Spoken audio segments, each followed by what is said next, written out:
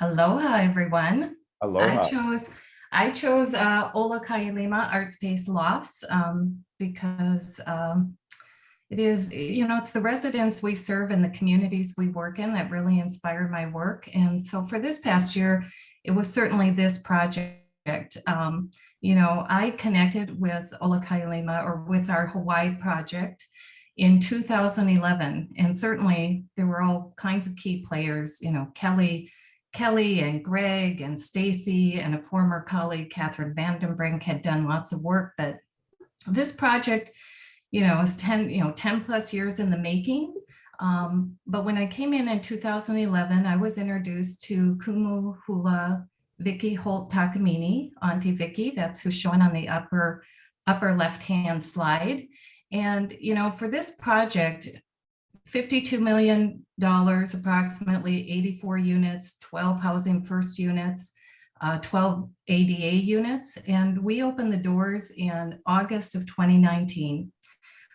We had been amply prepared to fill that building and then kicked off with a grand opening, which is what's showing with Auntie Vicky there and the crowd in the middle, with a grand opening in February of 2020. And it was an exciting time, and we're on our traditional path, lots of hard work, deep relationships built. This building popped with an amazing grand opening. Crowds were there. In the lower left-hand corner, that's Greg, and they're high-fiving each other because they just signed the Pai lease. She is our community partner and the reason we are on Oahu. And then COVID hit, and this is what inspired me this past year. COVID hit, the building went dark. Hawaii basically shut down to outside travelers within 2 days of our grand opening. Like, we all hopped on planes and everything went dark, including our building, which is not typical. And so, our residents, our artists, these amazing, incredible people, just did not get the taste and flavor of art space, right? And so, my inspiring story, but it happens throughout the years. I continue to meet with them monthly, mostly via Zoom, is that in December of 2020, so figure what, we're 8-9 months into COVID, and they couldn't use their community spaces. It wasn't safe. And so they came up with the idea and certainly did all the proper, can we do this and so forth.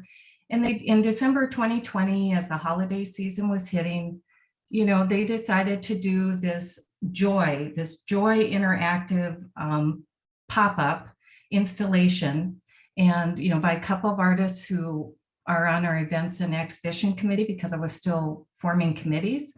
And what they did is they created this piece that you can see on the right-hand side. They created this with recycled, discarded, and donated lights.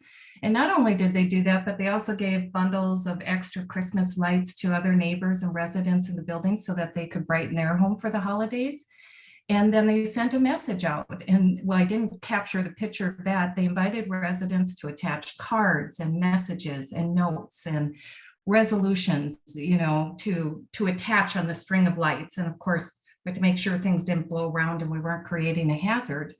But it's an example of this community and Ola Kailima as a project, and really the aloha spirit. It's so much more than a greeting.